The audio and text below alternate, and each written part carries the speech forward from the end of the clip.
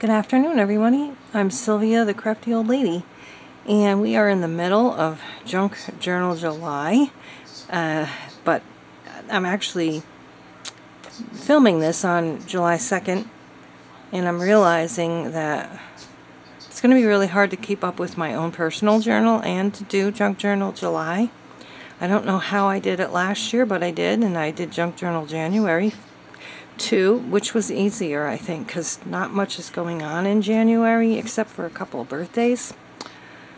But anyway, I still want to document some of the native plants that are in my yard and garden.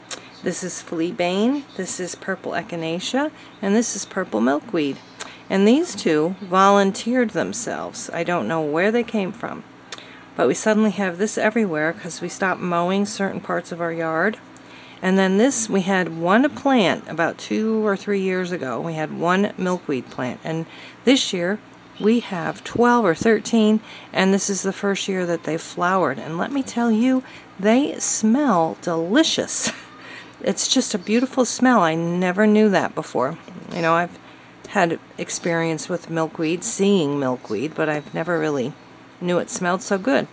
So anyway, all these native plants are going to help the native insects, which in turn will help the native animals, and especially monarchs.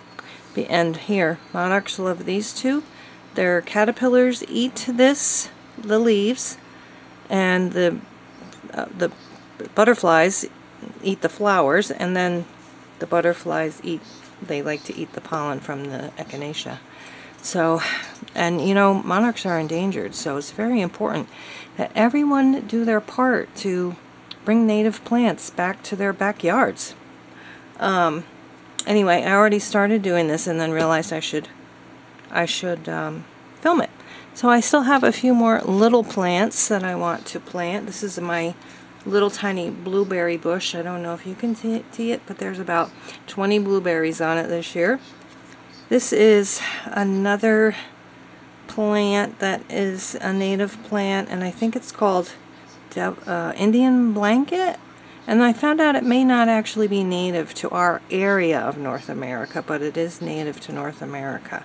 And I'm also not positive it's Indian blanket because all the pictures that I saw had yellow tips on the petals, but my plant finder app said it was Indian blanket. This is a thistle that just grew up in the yard. I'm sure you can't really tell, but it's a big thistle. This is just a geranium that my daughter gave me for Mother's Day about 4 or 5 years ago, and it's still growing strong. And then, oh, this is actually a little copy of this one. I didn't realize it. So we're not going to put that one in there. I'm going to turn the page. Oh, and this is the same thing as the Indian blanket. So I kind of like this, and it almost looks like the Indian blanket, sort of. I don't want to cover it up. So I think I'll put some thicker backgrounds on these because the background here is so busy. And we'll put these up. And I think I might actually have another picture maybe to put up, so I'll leave some space in case I have more photos that I want to put up there. I decided to use yellow as the backgrounds, and I'm going to make the background quite large, so probably like I'm probably just going to cut these in half and use those. This one's a little bent though, so I'm going to not use that one. So this is my final backyard garden spread. I didn't do my journaling. I'll do that off camera. We got the fleabane, purple echinacea, purple milkweed, and then we have the maybe Indian blanket, blueberries, thistle, geranium, and the Indian blanket again. And then I put a label here. I may end up putting one here too, but I think I can fit everything about these. You know, I'm just going to put the names down on there and the date. And that's it for this spread.